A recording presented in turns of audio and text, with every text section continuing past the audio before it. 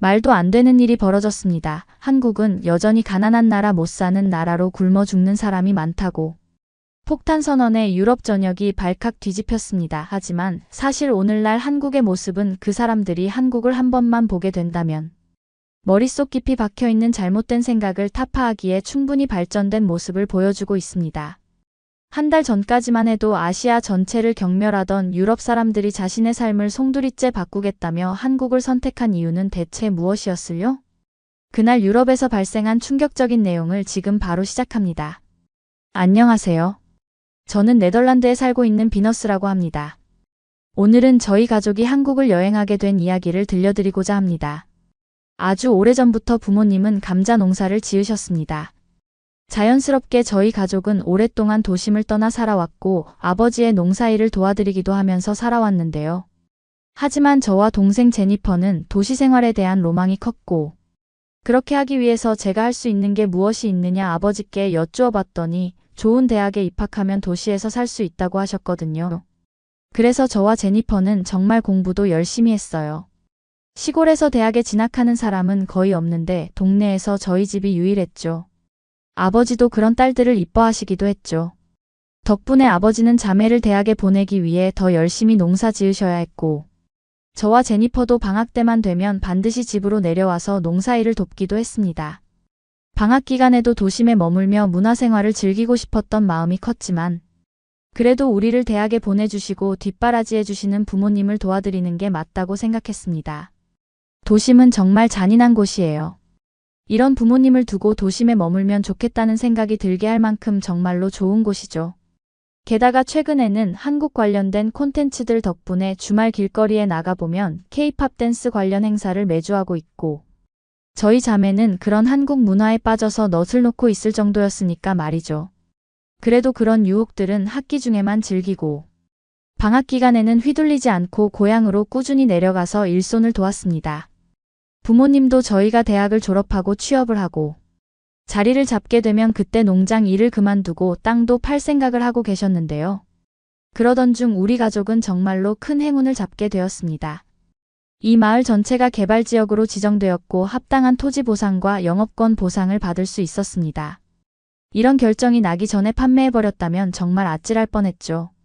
한국이나 서유럽 국가의 기준에서 볼 때 그 보상 금액 가지고는 부자로 살 수는 없겠지만 네덜란드에서는 이제 앞으로 걱정 없이 살 수 있을 정도의 금액이었습니다. 그동안 부모님은 수십 년간 감자 농사를 지으시며 감자 시세 말고는 세상 물정에 대해서 잘 모르셨지만 그래도 우리는 이 기분 좋은 일을 자축하기 위해 가족끼리 한 번도 가보지 못한 해외여행을 떠나보기로 했습니다. 저도 이제 대학 졸업을 앞두고 있고 도심권에서 제대로 사회생활을 하게 되면 해외여행을 가기 위해 시간을 내기도 어렵고 그동안 부모님이 고생도 하셨으니 여러모로 해외여행에 가겠다는 명분이 참 좋았습니다.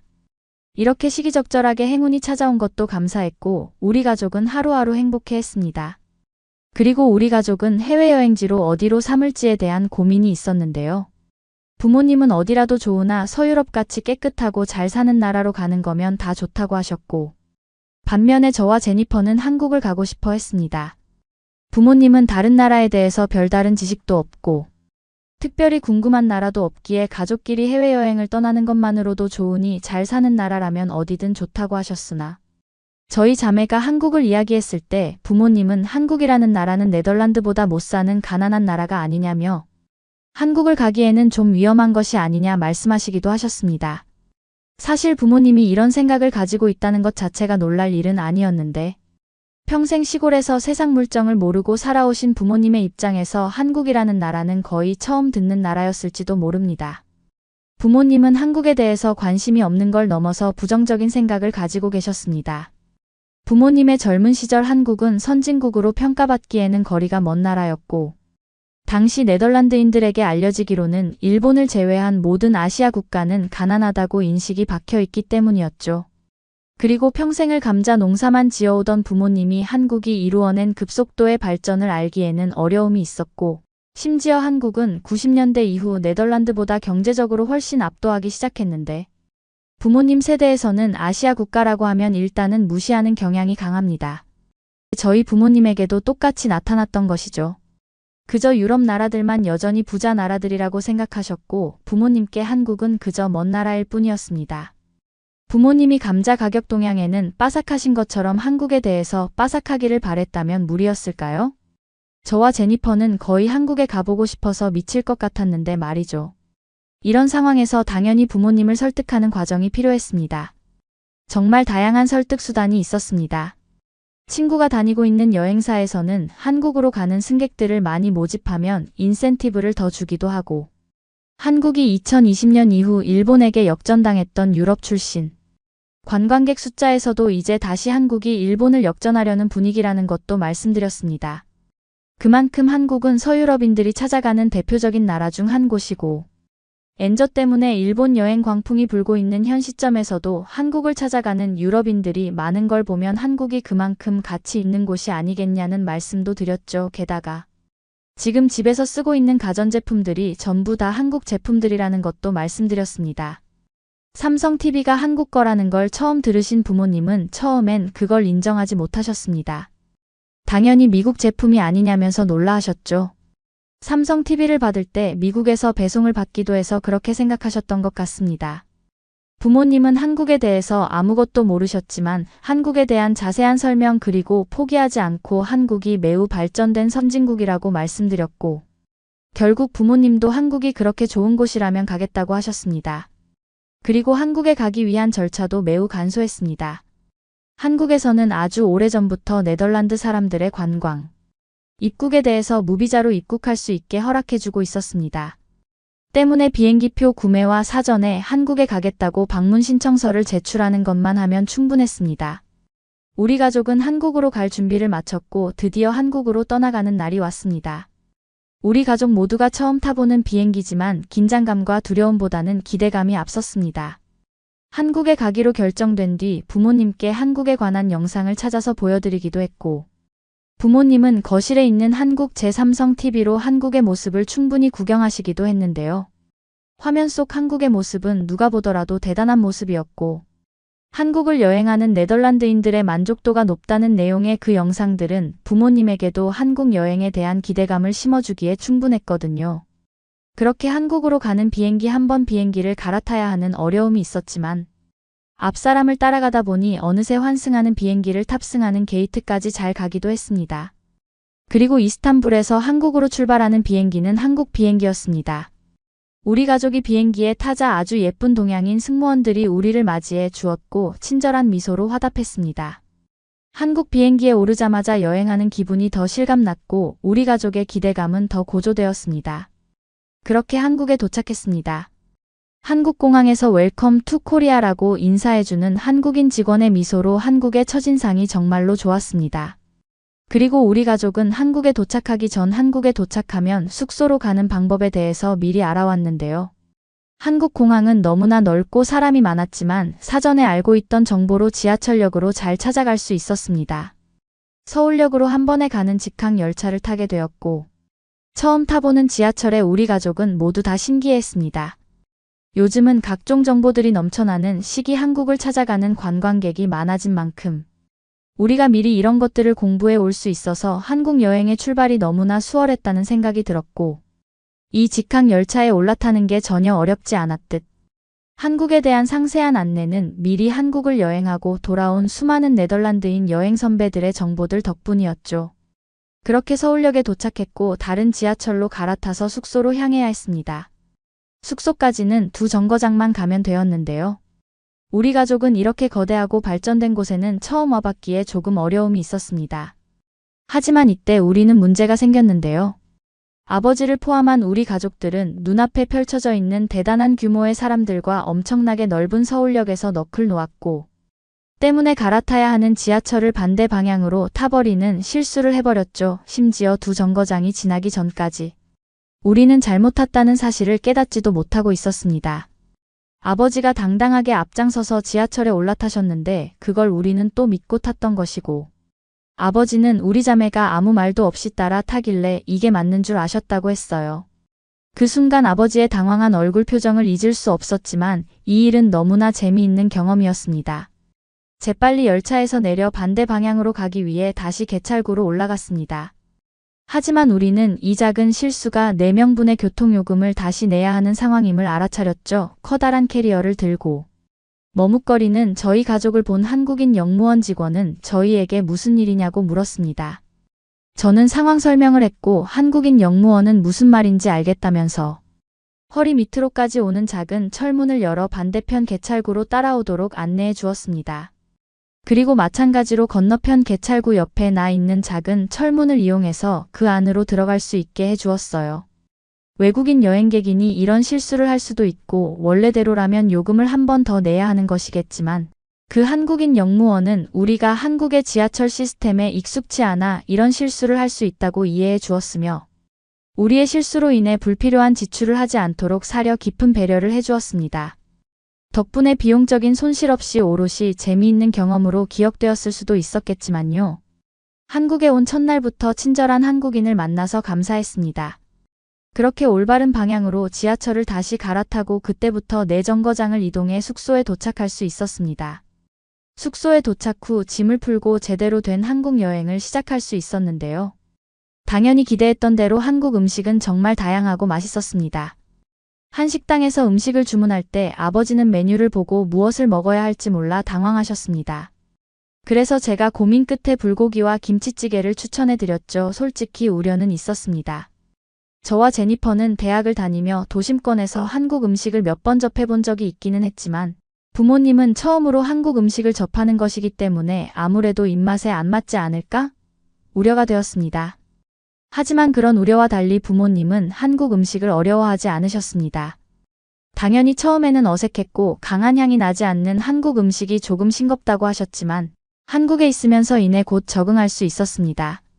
향신료를 많이 사용하는 음식들을 주식으로 삼고 있는 나라에서 온 사람들 같은 경우 그 향신료가 빠지면 뭔가 허전하고 싱거워서 처음에는 맛이 없다고 생각하죠. 하지만 한국 음식은 몇 번만 먹어보면 좋은 식재료와 좋은 조리법, 그리고 음식 재료의 맛이 잘 살아날 수 있도록 만들어진 음식이라서 누구나 결국에는 좋아할 수밖에 없다는 이야기를 들은 적이 있는데 그 이야기는 정말로 사실이었습니다. 부모님은 매운 한국 음식도 거침없이 드셨고 아버지는 특히 김치찌개 마니아가 되셨습니다.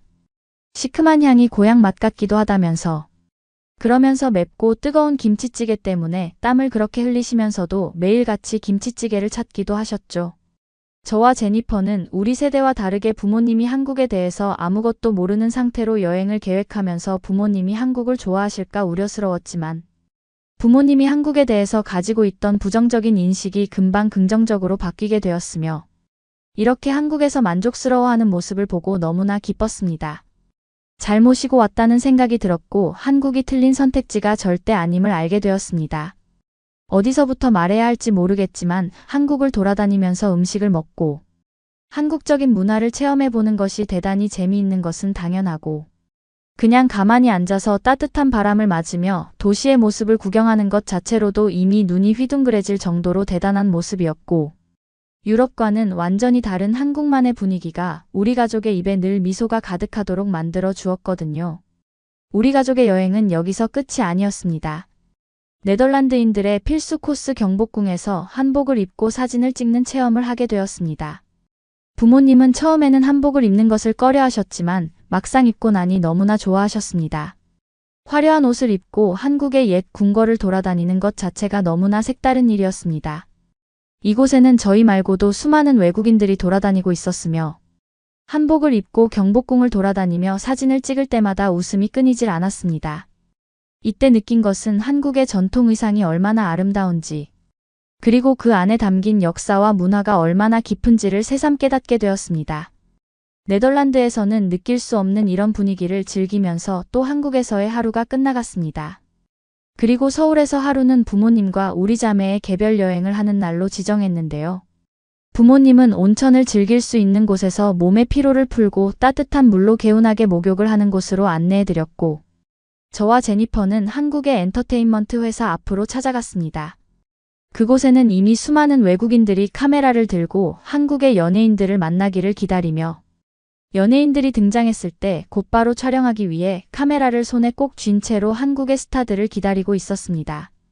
이곳에서 하루 종일 기다려도 유명한 연예인을 볼 확률은 높지 않다고 했지만 한국의 유명한 기획사 건물들 1층에는 팬들이 방문해서 즐길 수 있는 공간을 만들어 주었고, 그곳에서 제니퍼와 함께 시간을 보낼 수 있었습니다. 여러 기획사를 돌며 방문을 했고 저희가 가는 곳마다 하나같이 관광객들이 정말 많았지만 그래도 구경하는 데는 충분히 공간과 시간이 있었습니다. 아쉽게도 화면 속으로만 보던 한국의 연예인들을 볼 수는 없었지만 그래도 이런 분위기 자체가 매우 좋아서 연예인을 마주치지 못한 것에 대해서 아쉬운 마음도 위로받을 수 있었습니다. 오전에 부모님과 저희 자매는 각각의 여행을 위해 잠시 떨어졌고 저녁에는 모두 각자만의 여행을 하고 무사히 돌아와 숙소에서 만날 수 있었습니다. 서로 한국에서 경험한 것들에 대해서 이야기해주기 바빴습니다. 따뜻한 온천 여행과 화려한 한국인 스타들의 발자취를 따라갔던 여행은 서로 완벽하게 다른 성격의 여행이었지만 저희 가족은 서로 만족스러운 경험을 하고 왔다는 것에 대해서 공감할 수 있었으며 부모님은 한국에는 화려한 건축물들도 있고 그 사이에 아주 멋들어진 옛 궁궐도 있으며 이렇게 교외로 떠나 몸을 풀 수 있는 곳도 있다면서 한국은 생각과 다르게 정말 큰 나라라며 한국의 매력에 아주 푹 빠져 있는 모습이었습니다. 이렇게 한국에 지내면 지낼수록 우리는 새로운 경험을 더할 것이고 더 많은 한국의 모습을 볼 수 있었지만 정해진 여행 기간은 무한대가 아니었습니다. 너무나 아쉬운 마음을 뒤로한 채 우리는 네덜란드로 돌아왔습니다. 부모님도 한국에 다녀오신 이야기를 동네 사람들에게 이야기를 해주며 동네 사람들에게 한국이 얼마나 대단한 곳인지 자랑을 하기도 하셨어요. 처음에 동네 어르신들은 한국이라는 나라가 언제 그렇게 좋아졌냐며 우리 젊을 때만 해도 일본 아니면 아시아 사람들은 다 가난하던 것 아니었냐면서 시대에 뒤떨어진 오래된 생각이 얼마나 잘못된 것임을 깨달았다고 합니다. 아버지도 한국에 가보기 전 아시아 국가가 발전해봐야 얼마나 발전했겠냐며 조금은 무시하는 듯한 발언을 했던 것이 부끄럽다고 하셨습니다. 지금은 누구보다 앞장서서 한국에 대해서 좋은 말씀을 하려고 하고 계시며 한국에서 먹어본 김치찌개 맛을 잊지 못해 저와 제니퍼가 도심에서 김치를 구해서 시골집으로 보내드리고 있기도 합니다. 한국 여행은 우리 가족에게 특별한 추억을 선사해 주었을 뿐만 아니라 우리의 시야가 탁 트이도록 도와준 나라입니다. 저와 제니퍼는 한국의 유명한 스타들에 대해서 관심이 깊었지만 이제는 한국의 모든 것들에 대해서 관심을 가지게 되었습니다. 동유럽인들에게 아직까지 한국은 잘 알려지지 않은 미지의 세계이지만 이렇게 한국을 경험하고 온 사람들에 의해서 서서히 알려지고 있는 중입니다. 그리고 단순히 한국의 예쁘고 멋진 연예인들의 관심을 가지는 것에 그치는 것이 아니라 더 깊은 한국의 모습을 알게 된다면 더 많은 매력에 빠지실 것이라 장담 드릴 수도 있을 것 같습니다. 우리 가족의 여행기 오늘은 이렇게 마치지만 우리는 언젠가 다시 한번 한국에 가보자고 이야기하고 있습니다. 그러면 더욱 재미있는 다음 사연으로 넘어가겠습니다. 안녕하세요. 저는 30살 프랑스인 에린이라고 해요. 프랑스 파리의 매우 작은 원룸에 거주하고 있죠. 저는 지금 더러워진 제 방 안의 침대 위에서 미동도 하지 않고 누워 있어요. 암막 커튼을 쳐서 빛이 완전히 차단된 저희 원룸 식탁에는 먹다 남은 음식들이 늘어져 있고 바닥에는 쓰레기들이 나 뒹굴고 있죠. 하지만 치우고 싶다는 생각도 들지 않았어요. 지금의 저는 그 어떠한 의지도 없는 상태거든요. 전 원래 이런 사람은 아니에요. 이렇게 될 수밖에 없는 계기가 있었죠.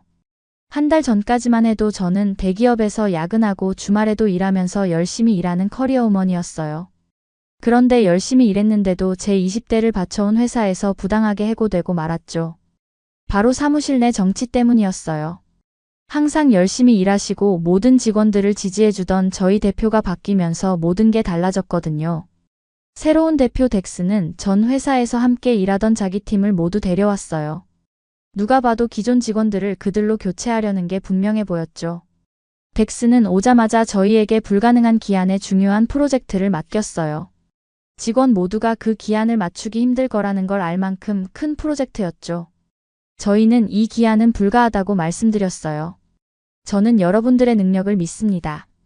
중요한 프로젝트이니 잘 부탁드려요. 덱스는 저희가 무슨 말을 하든 미소를 지으며 악랄하게 저런 말만 되풀이했어요. 결국 저희는 이 프로젝트를 그 기한 내에 진행해야만 한다는 것을 알았어요. 빠르게 방안을 마련하고 진행을 시작했죠. 저희는 모두 개인 시간과 건강을 희생하면서 밤낮으로 일했어요. 회사에서 씻고 잠자면서 매일같이 회의를 하고 쉬지 않고 일했죠. 하지만 결국 완벽하게 프로젝트를 진행하지 못했어요. 기한이 다 되었을 때의 프로젝트는 70%밖에 완성이 안 된 상태였거든요. 그러자 덱스는 기다렸다는 듯이 저희를 호출했어요. 저희는 거의 사람 몰골이 아니었어요.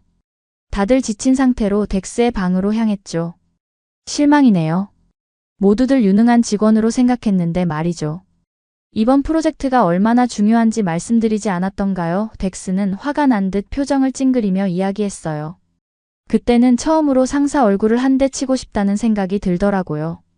프로젝트를 이끌었던 팀장으로서 저는 직원들 대신 대답하기로 했어요. 덱스, 저희는 프로젝트 기간 동안 회사에서 살면서 잠도 못 자가며 일했어요. 저번에 말씀드렸다시피 이 프로젝트는 그 기한 동안 완성할 수 있는 프로젝트가 아니었습니다. 딱 이틀만 더 주신다면 완성할 수 있어요. 제가 애써 속에서 끓어오르는 분노를 억누르며 말했어요. 저희 팀들의 얼굴을 보니 눈물이 날 것 같더라고요. 저희 상태만 봐도 저희가 어떻게 일했는지 알 수 있을 정도였다고요. 그건 핑계가 되지 않습니다. 자라 팀장으로서 방안을 찾고 해냈어야 하지 않나요? 덱스는 저를 빤히 쳐다보며 말했어요. 저는 그의 태도에 할 말을 잃었죠. 이번 프로젝트로 회사의 손해가 커요. 아마 모두에게 페널티가 있을 수밖에 없지 않을까 싶네요. 어쨌든 수고는 하셨어요. 다들 나가보세요. 덱스는 나가라는 손짓을 하며 귀찮다는 듯이 저희에게 이야기했어요. 저희는 모두 억울하고 분노가 차올랐지만 사무실을 나서 자리로 향했죠. 그렇게 저는 그날 저녁 해고가 되었어요. 덱스는 제가 실력이 부족하고 팀플레이어가 아니라고 주장했다고 하더군요. 제가 프로젝트를 그 정도까지 끌어올렸는데도 말이에요. 심지어 저만 해고가 된 것도 아니었어요. 저희 팀원 몇 명도 해고가 되었죠. 정말 부당했어요. 저는 따지고 싶었지만 이미 모든 게 짜여져 있는 판이더군요. 남아있는 직원한테 들으니 해고된 자리들은 다 덱스가 데려온 직원들로 바로 채워졌다고 이야기했어요. 덱스는 저를 비롯해 몇 명을 해고할 명분이 필요했던 거예요. 저는 배신감에 깊은 절망감이 들었어요. 그동안의 모든 노력과 희생이 물거품이 된 것 같았죠. 저는 항상 저희 회사에서 일하는 것에 대해서 자부심을 가지고 있었어요. 저의 모든 삶을 회사에 바쳤다고 해도 과언이 아니었죠. 그런데 그런 회사에서 이렇게나 부당하고 수치스럽게 해고를 당하다니 믿을 수가 없었어요. 회사를 나가지 않으니 뭘 해야 할지도 모르겠더라고요. 저는 제 자신을 위해 시간을 내본 적이 없었어요. 항상 다음 프로젝트, 다음 승진만 생각하고 밀어붙였으니까요. 그 이후부터 저는 집안 틀어박혀 나가지 않게 되었어요. 최소한으로 먹고 누워서 핸드폰만 할 뿐이었죠.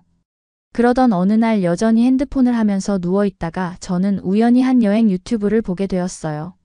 하고 무작정 여행을 떠난 사람의 이야기였죠. 유튜버는 일만 하다. 자신을 다시 돌아볼 수 있는 계기가 되었다며 이야기를 했는데 제 가슴에 굉장히 와닿는 말이었어요.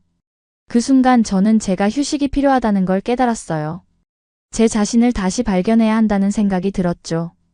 그렇게 저는 처음으로 즉흥 여행을 떠나기로 결심했어요. 일만 하며 살다 보니 여행은 항상 제 우선순위 밖이었어요. 입사 전에 가본 여행이 마지막이었죠. 하지만 이제 직장도 없고 저를 묶어두는 책임도 없으니 오히려 완벽한 기회라는 생각이 들었어요. 저는 바로 여행지를 알아보기 시작했어요. 유럽이나 영국은 너무 비싸더라고요. 그러다 저는 일본 엔화가 크게 떨어졌다는 기사를 보게 되었어요. 일본은 항상 풍부한 문화, 맛있는 음식, 아름다운 풍경이 있는 나라로 제 머릿속에 인식이 되어 있었어요.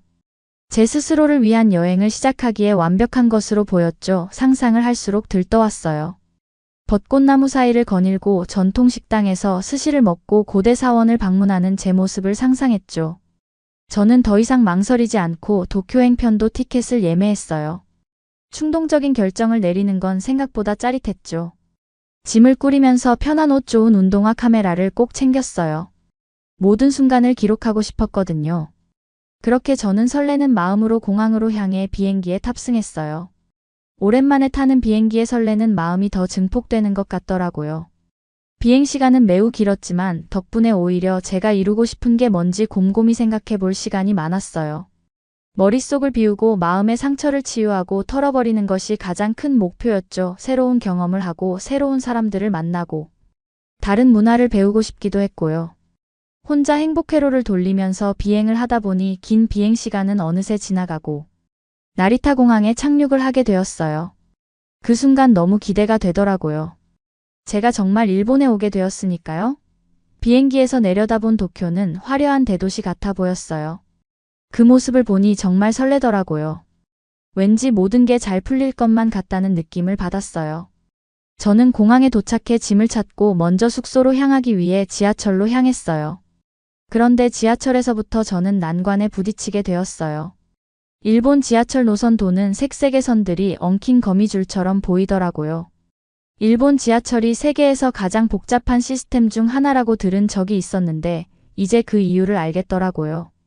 13개의 노선과 200개 이상의 역 들쑥날쑥한 요금제까지 저는 완전히 길을 잃고 말았죠. 한참을 헤매다 겨우 표를 구입할 수 있게 되었는데 저는 가격에 깜짝 놀랐어요. 한 번 타는데 3,000원 정도 하더라고요. 처음엔 별거 아닌 것 같았는데 금방 비용이 불어나더라고요. 2번이나 잘못된 열차를 타서 저는 또 여러 번 돈을 지불해야만 했어요. 갈아탈 때마다 돈을 내야 하니 너무 힘들었어요. 또 열차마다 금액이 달라서 저렴한 열차를 타려면 더 헤맬 수밖에 없었고요.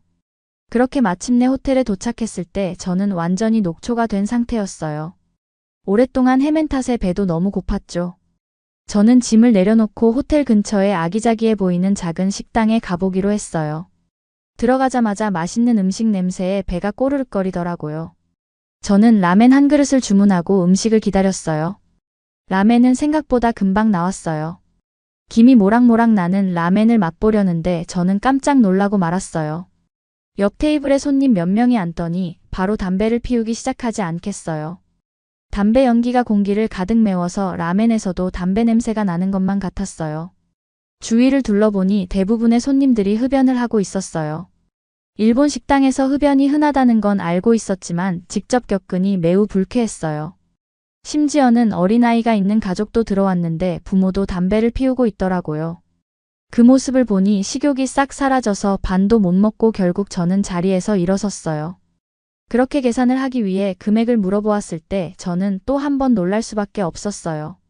그냥 라멘 한 그릇인데 13,000원 정도가 나왔거든요. 마지못해 계산하고 호텔로 돌아왔는데 완전 맥이 빠지는 것 같았어요. 옷에선 담배 냄새가 진동을 해서 저는 바로 긴 샤워를 할 수밖에 없었죠. 샤워를 하고 침대에 누우면서 저는 착잡함을 느꼈어요. 하지만 첫날이라 그럴 수 있다고 생각하며 잠을 청했어요. 시작이 좋지 않았지만 저는 더 많이 돌아다녀 보기로 마음을 먹었어요. 다음 며칠 동안 유명한 명소들을 돌아다녔죠. 도쿄타워와 아사쿠사 메이지, 신궁 같은 곳들을 돌아다녔죠. 명소들을 돌아다니는 것은 제 마음을 조금은 나아지게 만들어 주었어요. 덕분에 첫날의 착잡함은 조금 사라지게 되었죠. 하지만 모든 게 순탄하지는 않았어요. 저에게 또 식당에서 문제가 생겼거든요. 저는 추천받은 해산물 뷔페로 향하게 되었어요. 그곳은 다양하고 싱싱한 해산물들로 유명한 뷔페였죠. 저는 완전히 일본의 해산물에 푹 빠져보고 싶다는 마음으로 식당에 도착했어요. 도착했을 때 초밥 사시미 다양한 해산물 요리들이 눈앞에 펼쳐져 있었어요. 보기만 해도 군침이 돌더라고요. 음식은 괜찮았어요. 친구가 추천해준 이유가 있더라고요. 그런데 문제는 또 계산할 때 생겼어요. 계산을 하기 위해서 계산대로 향했는데 점원이 저한테는 6만 원을 청구하면서 옆에 있던 일본 손님한테는 4만 원만 받더라고요. 이해가 안 갔어요. 왜 저분한테 받는 가격과 저에게 받는 가격이 다른가요? 저는 참을 수가 없어 점원에게 이야기했어요. 그러자 그 점원은 옆에 가격표를 가리키면서 외국인들 가격은 따로 있다고 설명하더라고요. 화가 났어요. 불공평하고 너무 차별적이라고 생각했죠. 이건 너무 불공평한 게 아니냐고 제가 더 따져 묻자 그 점원은 가게 지침이라고 냉정하게 이야기했어요. 뻔뻔함에 기가 차더라고요. 저는 어쩔 수 없이 부풀려진 가격을 내고 나올 수밖에 없었어요. 너무나도 화가 났지만 저는 이걸로 여행을 망치진 않겠다고 결심하고 온라인에서 봤던 카페에 가보기로 했어요. 따뜻한 조명과 아늑한 작은 카페였죠. 카페는 조용했고 몇 명의 손님들이 조용히 차를 마시며 책을 읽고 있었어요. 저는 카운터로 다가가 미소를 지으며 뒤에 계신 주인에게 인사를 건네며 주문을 했죠. 안녕하세요. 녹차 한 잔 주시겠어요? 그러자 그녀는 저를 잠깐 쳐다보더니 무표정한 얼굴로 한숨을 쉬며 한자로 가득 찬 메뉴를 건넸어요. 하나도 이해할 수 없었죠.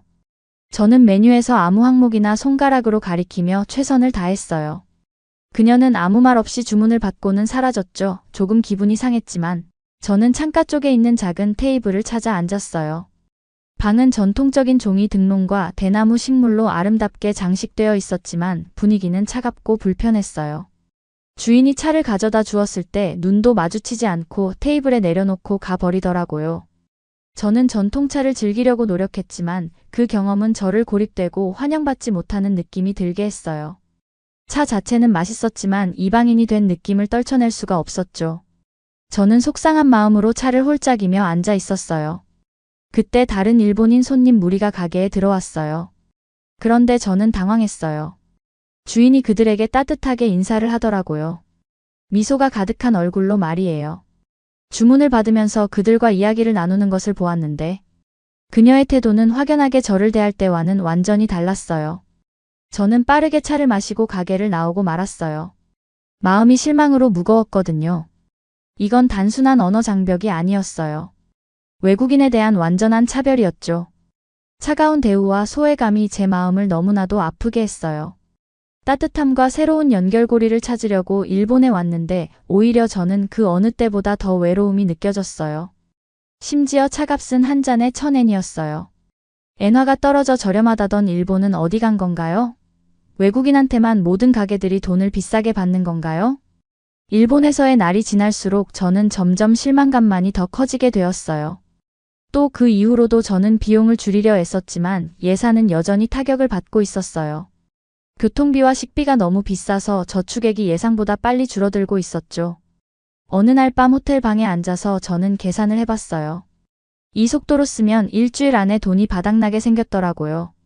절박해진 저는 더 저렴한 숙소로 옮기기로 했어요. 덜 관광지스러운 지역에 있는 저렴한 호스텔을 찾았죠. 전 호텔만큼 편하진 않았지만 깨끗하고 안전해 보였어요. 저는 짐을 싸서 호텔을 체크아웃하고 호스텔로 향했죠. 신용카드로 결제하려고 했더니 현금만 받는데요. 깜짝 놀랐죠. 엔화는 거의 다 써버려서 숙박비를 낼 만큼 없었거든요. 너무 당황스러웠어요. 정신없이 ATM기를 찾아다녔는데 대부분 제 카드를 받지 않더라고요. 겨우 작동하는 걸 찾아서 남은 돈을 모두 인출했죠. 호스텔 비용을 내고 작은 침대에 앉아 저는 패배감에 빠졌어요. 꿈에 그리던 여행이 악몽으로 변하고 있었거든요. 치유는커녕 좌절감만이 더 커졌어요. 그날 밤 저는 여행 블로그와 영상을 뒤적거리며 돈을 아끼는 팁을 찾아보았어요. 그러다 아시아 여행 예산에 대한 한 유튜브 상이 눈에 띄었죠. 영상을 더 보면 볼수록 흥미가 커졌어요. 그 유튜버는 한국의 합리적인 대중교통 요금, 적당한 숙박 가격 신용카드 사용이 널리 퍼져 있다는 점을 강조했거든요. 게다가 음식도 엄청 맛있어 보였고요. 영상을 볼수록 한국은 제 재정적 어려움과 여행의 좌절을 해결해줄 완벽한 해답 같았어요. 예산을 초과하지 않으면서도 자아 발견에 여정을 계속할 수 있을 것 같았죠. 항공권을 검색해보니 서울행 편도 항공권도 저렴하게 있더라고요. 저는 고민을 하다 결국 한국으로 가는 항공권을 예약했어요. 일본에서의 외국인 차별과 바가지 요금에 지쳐버리고 말았거든요. 그렇게 저는 마지막 희망이라는 생각으로 다시 공항으로 향하게 되었어요. 한국에서의 여행이 저희 이번 마지막 목적지였죠. 이제는 경비가 바닥이 나고 있었으니까요.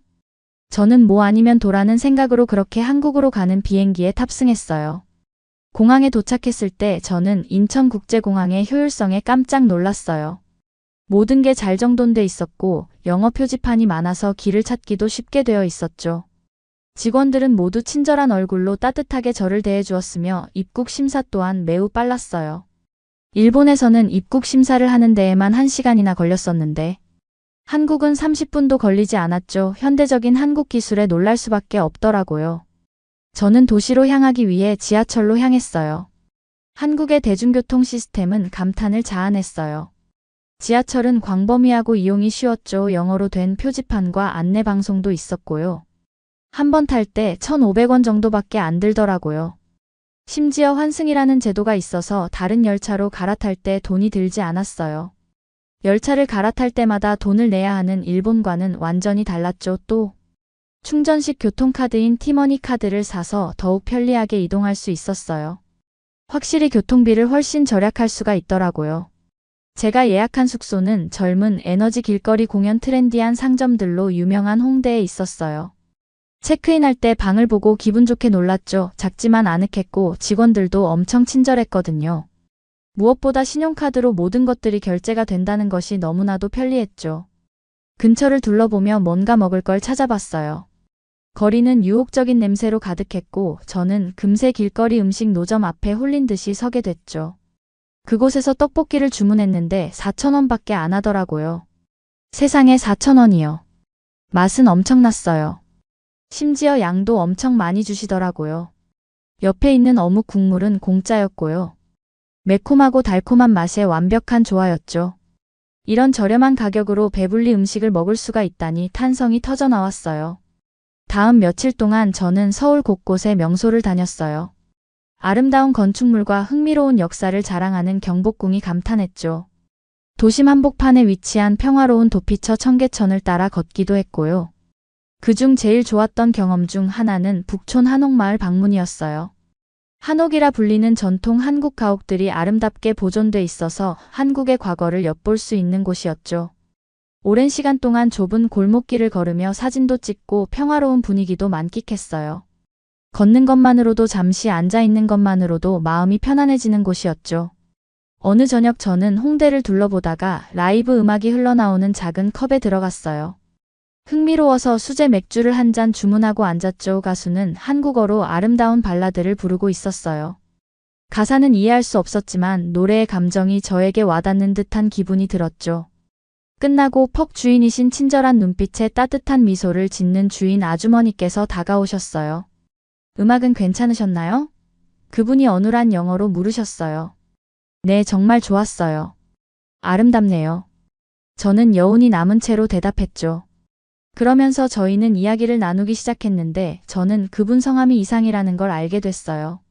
아주머님은 오랜 기간 해외에서 생활하시며 여러 나라에서 일하다가 한국으로 돌아와 카페를 열었다고 하셨죠.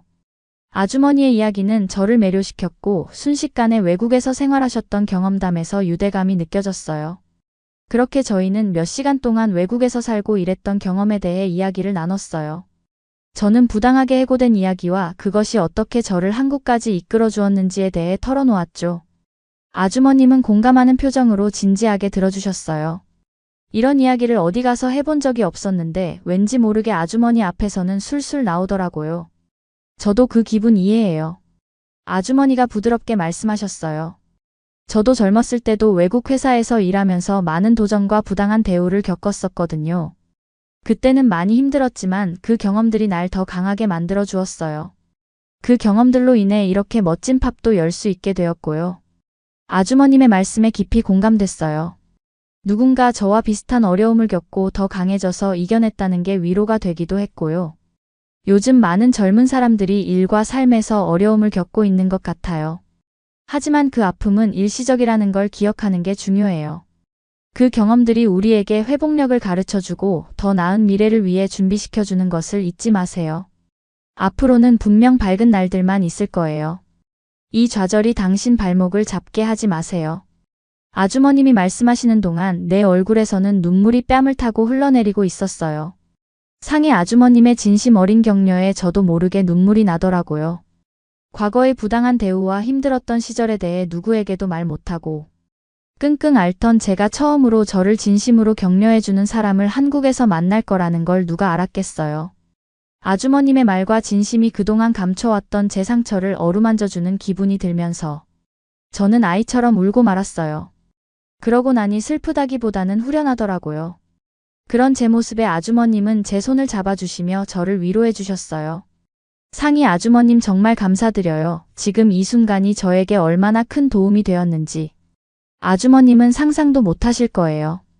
저는 목이 메어 간신히 말했어요.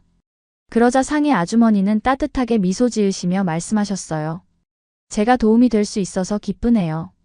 한바탕 울었으니 이제 배를 채워볼까요? 김치찌개 하나는 끝내주게 하거든요. 제가 말릴 새도 없이 아주머니는 주방으로 들어가시더니 김치찌개 한 그릇을 내오셨는데 그 진한 냄새가 제 배를 꼬르륵 거리게 했어요. 정말 울고 나니 배가 고프더라고요. 아주머니가 주신 김치찌개를 숟가락으로 한 입 떠먹자마자 저는 속에서부터 따뜻해지는 기분이 느껴졌어요. 맛은 말할 것도 없이 대단했죠. 저는 어느새 한 그릇을 다 비워내고 말았어요. 식사를 다 마치고 나니 포만감이 대단했어요. 오랜만에 제대로 된 밥을 먹은 것 같은 기분이 들더라고요. 나가면서 제가 지갑을 꺼내려 했는데 아주머님이 고개를 저으셨어요. 돈 낼 필요 없어요. 이건 그냥 제가 드리는 거예요. 아주머니는 인자한 미소를 지으며 저에게 말씀하셨어요. 아주머니의 따뜻함에 가슴이 벅차 올랐어요. 아주머니 정말 감사합니다. 덕분에 오늘 정말 마음이 한결 가벼워진 기분이 드네요. 천만에요. 언제든 친구가 필요하거나 쉴 곳이 필요하면 저희 가게 문은 항상 열려 있으니 언제든 놀러 오세요. 아주머니는 저를 꼭 안아주시면서 이야기해 주셨어요. 아주머니의 따뜻한 온기에 다시 한번 눈물이 날 것만 같은 것을 애써 참아내며 저는 가게를 나섰죠. 그날 밤. 펍을 나오면서 저는 깊은 치유의 감정이 드는 것이 느껴졌어요. 이상의 아주머니의 친절과 지혜가 저에게 앞으로 나아갈 힘을 주셨죠. 아주머니는 제게 가장 어두운 순간에도 희망과 빛이 있다는 걸 일깨워 주셨어요. 숙소로 걸어가는 동안 저는 주변에서 반짝이는 도시의 불빛을 보며 제가 마치 새로 태어난 것 같은 기분을 느꼈어요. 한국에서의 시간이 흐르면서 저는 점점 이 나라에 빠져드는 제 모습을 발견했어요. 사람들은 모두 친절하고 환영해졌고 음식은 환상적이었으며 문화는 풍성하고 다양했죠. 저렴한 음식과 커피도 많았어요. 한국은 제 경비에 딱 알맞으면서도 저희 마음도 치유해주는 곳이었죠. 오랜만에 이렇게 평화로운 기분이 들었어요. 일본에서 겪은 좌절과 실망은 이제 먼 기억같이 느껴졌죠. 어느 날 한강을 걸으며 저는 제 여정을 돌아봤어요. 처음에는 길 잃고 상처 입은 채로 이 여행을 시작했지만 이제 저는 다시 새롭게 태어나서 달릴 준비가 된 느낌이었죠. 한국은 제게 치유의 시간과 공간을 선물해줬어요. 이번 여행을 통해 때로는 계획대로 되지 않는다는 걸 깨달았지만 오히려 예상치 못한 멋진 경험으로 이어질 수 있다는 걸 배웠죠. 어느새 한국의 저렴한 물가 덕분에 애초에 여행 예산으로 훨씬 오래 버틸 수 있게 됐어요. 끊임없이 돈 걱정을 하지 않고도 정말 많은 걸 보고 경험할 수 있었죠. 또 외국인에게도 따뜻하게 대해주는 사람들로 인해서 외롭거나 쓸쓸한 기분도 들지 않았어요. 여행이 막바지에 이르자 감사함과 아쉬움이 교차했어요. 서울에서의 마지막 밤 저는 다시 엔서울타워에 갔어요. 아래로 반짝이는 도시의 야경을 바라보며 제가 경험한 놀라운 여정을 되새겼죠. 저는 서울의 아름다운 야경을 바라보며 언젠가 한국에 다시 와서 이 나라를 더 탐험하리라 다짐했어요.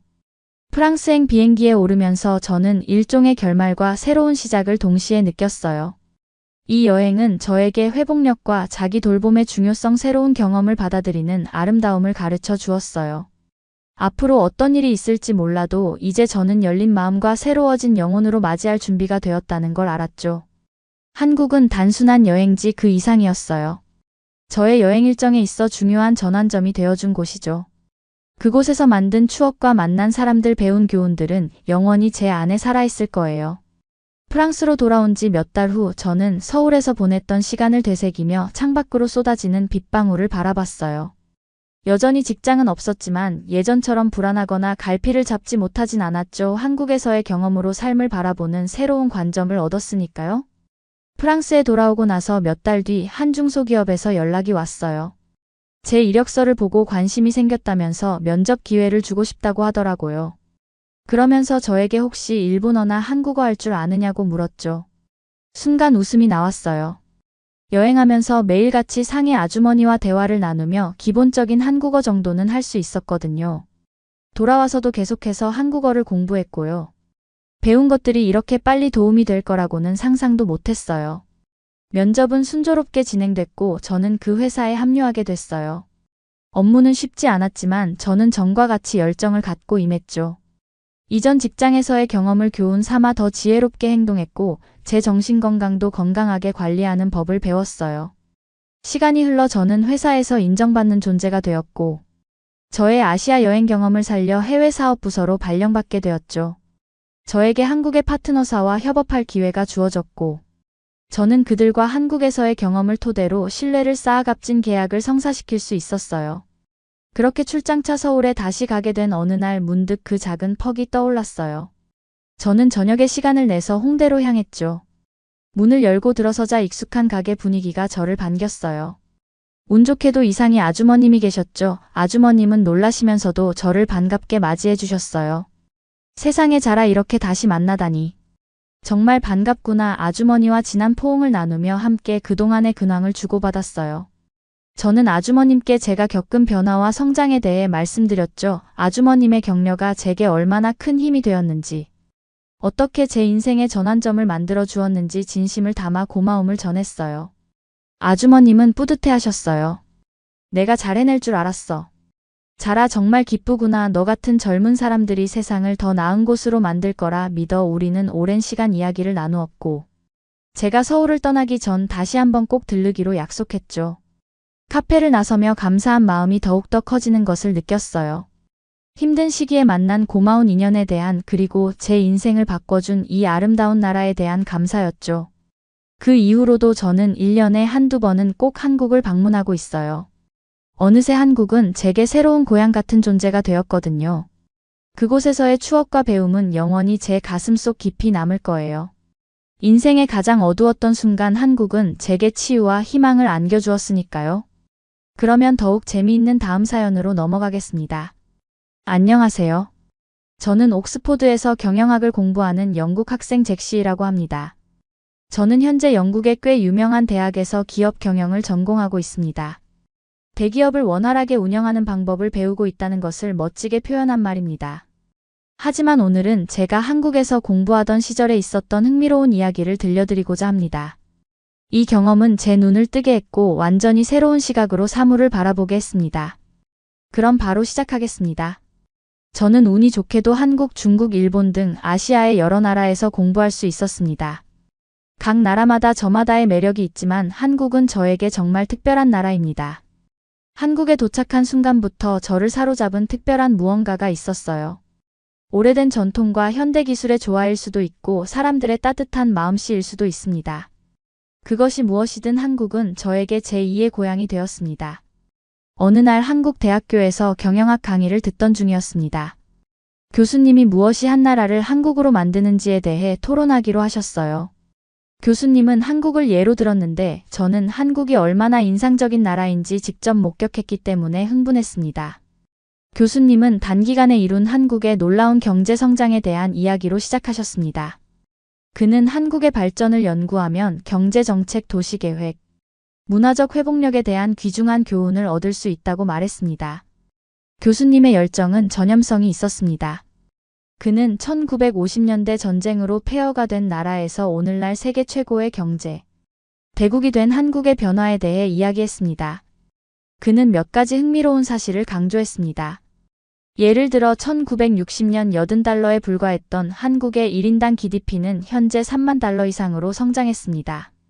이는 엄청난 도약으로 한국 국민들이 얼마나 근면하고 혁신적인지 보여줍니다. 그는 한국의 기술 발전도 언급했습니다. 한국에는 삼성과 LG 등 세계에서 가장 크고 성공적인 기술 기업들이 있습니다. 이 기업들은 전자 분야의 리더일 뿐만 아니라 새로운 기술 개발의 선구자이기도 합니다. 교수는 여기서 멈추지 않았습니다. 그는 계속해서 한국의 도시 개발에 대해 설명했습니다. 그는 서울과 같은 도시의 현대식 아파트 단지에 대해 이야기했습니다. 이러한 단지에서 주민들은 건물 내에서 체육관, 공원, 심지어 커뮤니티 작업 공간과 같은 편의시설을 즐길 수 있습니다. 그는 이런 통합된 주거 환경이 삶을 더 편리하게 만들고 공동체 의식을 키우는 데 도움이 된다고 지적했습니다. 이야기를 들으면서 한국의 성과에 자부심을 느꼈습니다. 그런데 예상치 못한 일이 벌어졌습니다. 같은 반의 한 중국인 학생이 자리에서 일어나 교수의 주장에 반박하기 시작했습니다. 그는 한국이 실제로 세계에서 가장 가난한 나라 중 하나라고 주장했습니다. 그는 한국 사람들은 실내 화장실과 같은 기본적인 편의시설도 없이 끔찍한 환경에서 살고 있다고 말했습니다. 저는 깜짝 놀랐습니다. 어떻게 그런 말을 할 수 있을까요? 저는 한국의 현대적인 도시와 깨끗한 거리를 직접 눈으로 보았는데요. 중국 학생의 말은 현실과 전혀 맞지 않았습니다. 그가 말하는 동안 저는 다른 학생들, 특히 외국인 학생들이 웃기 시작한다는 것을 알았습니다. 그들도 저만큼이나 그의 주장을 믿을 수 없다고 생각했습니다. 하지만 교수는 침착함을 유지했습니다. 그는 인내심을 가지고 경청한 다음 사실과 증거로 대응했습니다. 그는 한국의 현대식 아파트와 깨끗한 공공시설 사진을 보여주었습니다. 그는 한국의 1인당 GDP가 중국보다 훨씬 높으며 세계 최고의 공공 편의시설을 갖추고 있다고 설명했습니다. 그는 또한 높은 생활 수준에 기여하는 한국인의 시민적 책임감도 강조했습니다. 예를 들어 한국의 공중화장실은 깨끗할 뿐만 아니라 비데와 핸드드라이어 같은 첨단 기능을 갖춘 경우가 많습니다. 이에 반해 다른 나라의 공공시설은 방치되고 지저분한 경우가 많다고 교수는 지적했습니다. 교수의 답변은 유익할 뿐만 아니라 정중했습니다. 그는 중국인 학생의 무지를 조롱하지 않고 이 기회를 통해 전체 학생들에게 한국 생활의 현실에 대해 교육했습니다. 그는 정확한 정보와 직접 경험에 근거한 의견의 중요성을 강조했습니다. 강의가 끝날 무렵에는 한국에서 공부할 수 있는 기회에 대해 더욱 감사한 마음이 들었습니다. 오해에 도전하고 진실을 추구하는 것이 얼마나 중요한지 깨달았습니다. 이 경험을 통해 교육의 가치와 문화적 격차를 해소하는 교육의 역할에 감사하게 되었습니다. 하지만 한국이 특별한 이유에 대해 더 말씀드리겠습니다. 서울 거리를 걷다 보면 도시의 에너지와 활기를 느낄 수 있습니다. 가장 먼저 눈에 띄는 것은 모든 것이 깨끗하고 잘 정돈되어 있다는 점입니다. 지하철과 버스가 정시에 운행되고 도시 곳곳을 연결하는 대중교통 시스템은 놀라울 정도로 효율적입니다. 저는 생활 환경을 더 잘 이해하기 위해 여러 아파트 단지를 방문했습니다. 한 단지에서 저는 주민들이 이용할 수 있는 시설에 놀랐습니다. 체육관, 수영장, 공원, 심지어 코워킹 스페이스까지 모두 한 건물 안에 있었죠. 아파트 자체는 현대적이고 넓었으며 최신식 가전제품과 아름다운 도시 전망을 갖추고 있었습니다. 가장 인상 깊었던 것은 공동체 의식이었어요. 저녁이 되면 가족과 이웃들이 공원과 공용 공간에 모여 담소를 나누고 게임을 즐기고 있었습니다. 강한 유대감과 서로를 지지하는 분위기가 느껴졌습니다. 이러한 주거 환경이 단순히 편의성뿐만 아니라 사회적 유대감을 증진하기 위해 설계되었다는 것이 분명했습니다. 탐방을 계속하면서 인천 송도에 있는 스마트시티 프로젝트 현장을 방문했습니다. 송도는 한국의 도시계획에 대한 혁신적인 접근 방식을 보여주는 대표적인 사례입니다. 이 도시는 주민들의 삶을 더 편리하고 지속 가능하게 만드는 최첨단 기술로 건설되었습니다. 에너지 효율이 높은 건물부터 스마트 교통 시스템까지 송도의 모든 것이 환경에 미치는 영향을 줄이고 삶의 질을 향상시키기 위해 설계되었습니다. 송도에서 도시계획가를 만나 프로젝트가 어떻게 구상되고 개발되었는지 설명 들었습니다. 그는 자동화된 쓰레기 수거 시스템, 스마트 조명, 도시 전역의 초고속 인터넷 연결 등 사용된 다양한 기술에 대해 설명해 주었습니다. 또 한송도는 많은 녹지 공간과 보행자, 친화적인 거리로 걷기와 자전거 타기를 장려하는 설계를 하고 있다고 언급했습니다.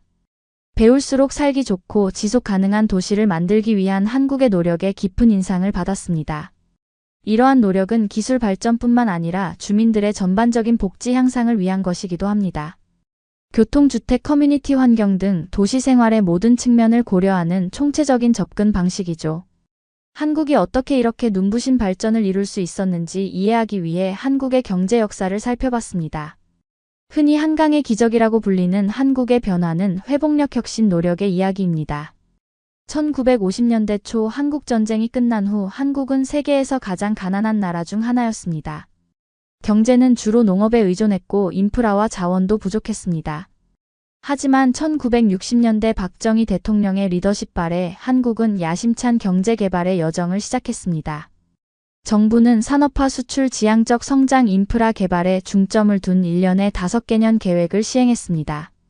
핵심 전략 중 하나는 교육과 기술에 집중적으로 투자하는 것이었습니다. 교육 시스템을 개선하고 혁신 문화를 조성함으로써 한국은 고도로 숙련된 인력과 기술 발전을 위한 토대를 마련했습니다.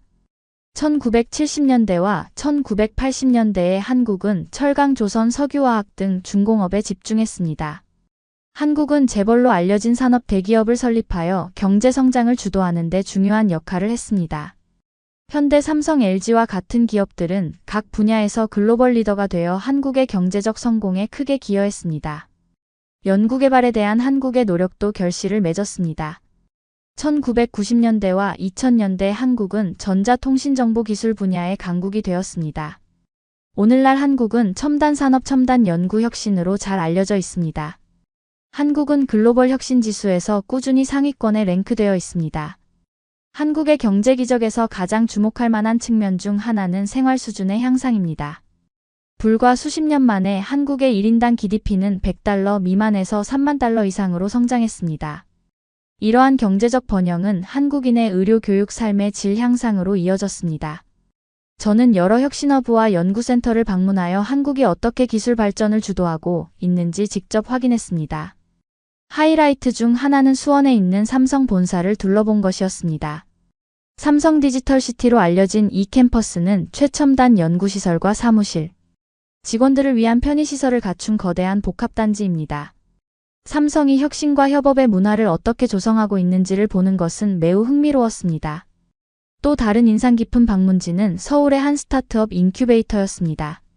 한국은 수많은 인큐베이터와 엑셀러레이터가 새로운 비즈니스를 지원하는 활기찬 스타트업 생태계를 가지고 있습니다. 저는 인공지능, 생명공학, 청정에너지 등의 분야에서 혁신적인 솔루션을 개발하고 있는 젊은 기업가들을 만났습니다. 그들의 열정과 창의성은 고무적이었고 한국의 미래는 여전히 밝다는 것을 알 수 있었습니다. 경제적 성과 외에도 한국의 문화적 풍요로움은 한국을 진정으로 특별하게 만드는 또 다른 측면입니다. 뿌리 깊은 전통과 현대적 영향이 어우러진 한국 문화는 전 세계의 주목을 받고 있습니다. 한국 문화의 가장 눈에 띄는 측면 중 하나는 세계적인 현상이 된 K-팝입니다. 방탄소년단과 블랙핑크와 같은 밴드는 전 세계적으로 수백만 명의 팬을 보유하고 있으며 한국 음악을 국제 무대의 최전선에 올려놓았습니다. K-팝은 귀에 쏙쏙 들어오는 음악, 인상적인 안무, 생동감 넘치는 비주얼로 모든 연령대의 사람들에게 공감을 불러일으키는 문화 수출품이 되었습니다. 한국 드라마 즉 K-드라마도 큰 인기를 얻고 있는 또 다른 문화 수출품입니다. 이 드라마는 매력적인 스토리, 높은 제작가치, 탄탄한 연기력으로 유명합니다. 넷플릭스와 같은 플랫폼을 통해 전 세계 시청자들이 K-드라마를 접할 수 있게 되면서 한국의 문화적 영향력은 더욱 커졌습니다. 저는 K-팝 연예기획사를 방문해 리허설을 참관할 기회가 있었습니다. 출연자들이 고난도 안무를 연습하는 모습을 보고 파워풀한 보컬을 듣는 것은 잊을 수 없는 경험이었습니다. K-팝의 마법을 만들어내는 데 들어가는 노력과 헌신에 대해 더 깊이 감사하게 되었습니다. 하지만 한국의 문화적 풍요로움은 엔터테인먼트 그 이상입니다. 한국은 전통 예술, 음식, 축제에 반영된 풍부한 역사를 가지고 있습니다. 제가 가장 좋아하는 경험 중 하나는 서울 경복궁을 방문한 것이었습니다. 조선시대에 지어진 이 웅장한 궁궐은 한국 전통 건축의 아름다운 예입니다. 화려한 정각과 고즈넉한 정원을 걷다 보니 마치 과거로 돌아간 듯한 기분이 들었습니다. 다양한 맛과 건강상의 이점을 지닌 한식은 또 다른 문화적 보물입니다. 비빔밥과 불고기와 같은 고소한 요리부터 항상 인기 있는 김치까지 한식은 맛과 식감에 대한 즐거운 탐험입니다. 저는 김치와 다른 전통 요리를 만드는 방법을 배우는 쿠킹 클래스에 참여해서 즐거웠습니다. 그 경험을 통해 한국의 요리 예술과 음식의 문화적 중요성에 대해 더 깊이 이해할 수 있었습니다.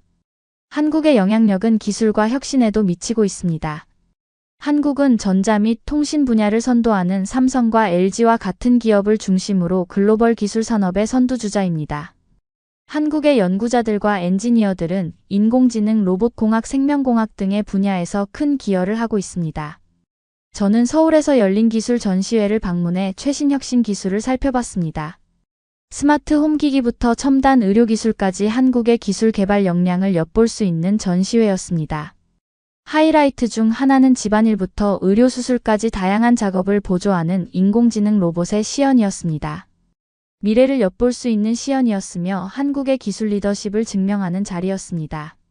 한국의 글로벌 영향력은 글로벌 난제 해결을 위한 노력에서도 분명하게 드러납니다. 한국은 국제기구와 이니셔티브에 적극적으로 참여하여 세계 평화 안보 개발에 기여하고 있습니다. 특히 지속 가능한 발전을 위한 한국의 노력은 주목할 만합니다. 한국은 재생에너지 프로젝트부터 친환경 도시 계획에 이르기까지 다양한 친환경 이니셔티브를 시행하며 지속 가능한 삶을 위한 모범을 보이고 있습니다. 한국에서의 경험을 되돌아보니 제가 얼마나 많은 것을 배우고 성장했는지 깨닫게 됩니다. 전쟁으로 폐허가 된 나라에서 글로벌 리더로 성장한 한국의 여정은 회복력 혁신, 문화적 풍요로움에 대한 강력한 이야기입니다. 경제개발 도시계획 문화교류에 관심이 있는 모든 이들에게 영감을 주고 귀중한 교훈을 주는 이야기입니다. 한국의 성취는 결단력, 창의성, 탁월함을 향한 헌신만 있다면 어떤 국가든 도전을 극복하고 위대함을 이룰 수 있다는 사실을 일깨워줍니다. 저는 공부를 계속하고 세계를 탐험하면서 한국에서 배운 교훈을 가슴에 담고 있습니다. 저는 이러한 교훈을 다른 사람들과 공유하고 더 연결되고 서로를 이해하는 글로벌 커뮤니티를 구축하는 데 기여하고 싶습니다. 기억에 남는 강의를 들은 후 한국의 도시 생활에 대한 호기심은 더욱 커져만 갔습니다. 무엇이 이 나라를 특별하게 만드는지 더 많은 것을 보고 싶었습니다. 학생으로서가 아니라 이 놀라운 장소가 제공하는 모든 것을 만끽할 준비가 된 열렬한 관찰자로서 서울과 한국의 다른 지역을 더 깊이 탐험하기로 결심했습니다. 먼저 한국의 심장부인 서울에 대해 말씀드리겠습니다. 서울은 과거와 현재가 완벽하게 조화를 이루는 도시입니다. 경복궁과 창덕궁 같은 고궁이 우뚝 솟은 고층 빌딩과 번화한 쇼핑 지구 사이에 우뚝 서 있습니다. 거리를 걷다 보니 역사와 현대가 가장 조화롭게 충돌하는 느낌을 받았습니다. 서울에서 가장 먼저 눈에 띄는 것 중 하나는 청결함과 정돈된 모습입니다. 대중교통 시스템도 놀라웠습니다. 지하철은 시간을 잘 지킬 뿐만 아니라 흠잡을 데가 없습니다. 모든 역에는 다국어로 된 유용한 표지판이 설치되어 있어 저 같은 외국인도 쉽게 길을 찾을 수 있습니다. 시스템이 매우 사용자 친화적이어서 길을 잃을 염려가 전혀 없었습니다. 하지만 인상적인 것은 효율성뿐만이 아니었습니다. 사철역 자체의 미적 매력도 놀라웠습니다. 일부 역은 아름다운 벽화와 조각품으로 장식된 미니미술관 같았습니다. 지하철을 탈 때마다 엄선된 예술 공간을 여행하는 기분이 들었습니다. 공공공간의 디테일과 아름다움에 대한 이러한 관심은 예술과 청결에 대한 한국 문화에 대해 많은 것을 말해주고 있었습니다. 머무는 동안 주거 환경을 더 잘 이해하기 위해 여러 아파트 단지를 방문했습니다. 가장 인상 깊었던 곳 중 하나는 서울에서 가장 부유한 지역 중 하나인 강남의 한 고층 아파트 단지였습니다. 로비에 들어서자마자 고급스럽고 세련된 분위기가 저를 맞이했습니다. 로비에는 고급 호텔 못지않은 안락한 좌석 공간과 현대미술 작품 컨시어지 서비스가 갖춰져 있었습니다. 제가 찾은 아파트는 고층에 위치해 있어 도시의 숨막히는 전경을 감상할 수 있었습니다. 내부는 넓고 자연채광이 가득했습니다. 거실에는 큰 창문이 있어 스카이라인을 완벽하게 감상할 수 있었습니다. 주방에는 최신 가전제품이 구비되어 있었고 편리함과 편안함을 높이기 위해 모든 디테일이 세심하게 계획된 것 같았습니다. 하지만 이 아파트 단지를 진정으로 차별화시킨 것은 주민들이 이용할 수 있는 편의시설이었습니다. 1층에는 최신식 운동기구가 완비된 헬스장, 수영장, 스파까지 갖추고 있었어요. 또한 도서관, 라운지, 정원 등 주민들이 휴식과 사교를 즐길 수 있는 여러 공용 공간도 있었습니다. 이러한 공간은 개인의 안락함뿐만 아니라 입주자 간의 공동체 의식을 함양하기 위해 설계된 것이 분명했습니다. 저녁이 되면 공동정원은 가족과 이웃들이 모여 이야기를 나누고 놀면서 활기를 띨었습니다. 아이들은 부모가 지켜보는 가운데 뛰어놀고 노인들은 산책로를 따라 걸으며 고요한 환경을 즐겼습니다. 공동체 의식이 느껴졌고 이러한 공간이 사람들을 하나로 모으는 모습을 보니 마음이 따뜻해졌습니다. 제 탐험은 여기서 멈추지 않았습니다. 다른 지역에서는 도시 생활이 어떻게 발전하고 있는지 살펴보고 싶었습니다. 그러던 중 스마트 시티로 불리는 인천의 송도에 대한 이야기를 들었습니다. 송도는 최첨단 기술과 지속 가능성을 염두에 두고 처음부터 건설된 미래형 도시입니다. 호기심이 발동한 저는 그곳으로 여행을 떠나기로 결심했습니다. 송도는 서울에서 기차로 2시간 정도 걸리는 거리에 있습니다. 도착하자마자 저는 도시에 세련되고 현대적인 디자인에 반했습니다. 건물들은 햇빛을 받아 반짝이는 유리와 철골 구조로 이루어진 건축의 경이로움 그 자체였죠. 하지만 더 인상적이었던 것은 도시의 레이아웃과 일상생활에 통합된 기술이었습니다. 도시계획 담당자를 만나 투어를 진행하며 송도만의 다양한 특징에 대해 설명을 들었습니다. 그가 가장 먼저 보여준 것 중 하나는 자동화된 쓰레기 수거 시스템이었습니다.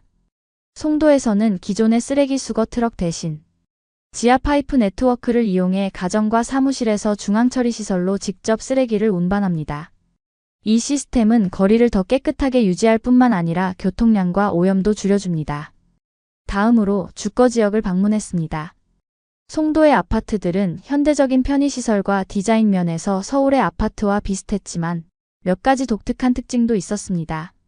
각 건물에는 스마트폰으로 조명 난방 보안 시스템을 제어할 수 있는 스마트홈 기술이 적용되어 있었습니다. 도시계획과는 입주민이 도착하기 전에 휴대폰으로 집의 온도를 조절하거나 문이 잠겼는지 확인하는 방법을 시연했습니다. 송도의 또 다른 인상적인 점은 녹지 공간과 보행 편의성을 강조했다는 점입니다. 이 도시는 넓은 가로수길과 수많은 공원을 통해 걷기와 자전거 타기를 장려하도록 설계되었습니다. 가장 큰 공원 중 하나인 센트럴파크는 산책로, 인공호수 수상, 택시까지 갖춘 아름다운 녹지가 펼쳐져 있어 주민들이 공원을 가로질러 이동할 수 있었습니다. 자연과 기술이 완벽하게 조화를 이루며 조화로운 생활 환경을 조성하고 있었습니다. 센트럴파크를 걸으면서 피크닉을 즐기는 가족, 뛰어노는 아이들, 산책로를 따라 조깅하거나 자전거를 타는 사람들을 볼 수 있었습니다. 평화롭고 활기찬 분위기였습니다. 송도의 설계가 주민들의 웰빙을 우선시하고 건강하고 활동적인 라이프 스타일을 장려한다는 것을 알 수 있었습니다.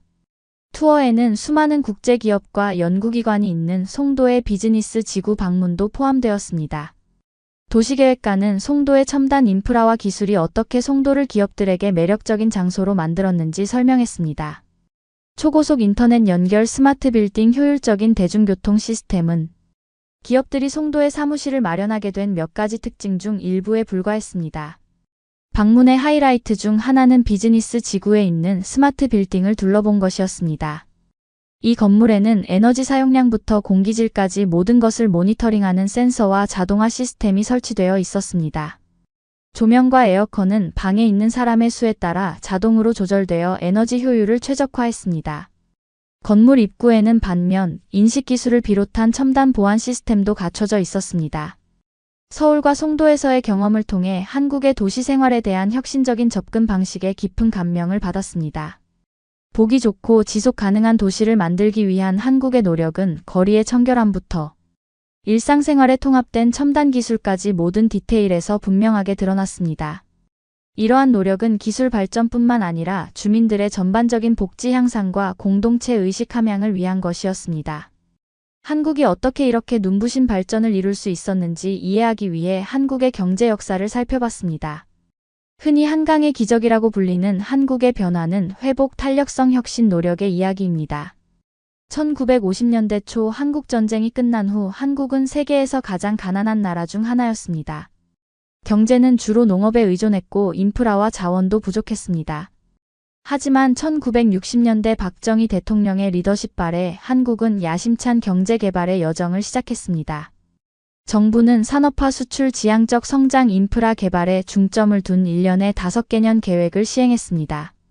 핵심 전략 중 하나는 교육과 기술에 집중적으로 투자하는 것이었습니다. 교육 시스템을 개선하고 혁신 문화를 조성함으로써 한국은 고도로 숙련된 인력과 기술 발전을 위한 토대를 마련했습니다. 1970년대와 1980년대에 한국은 철강, 조선, 석유화학 등 중공업에 집중했습니다.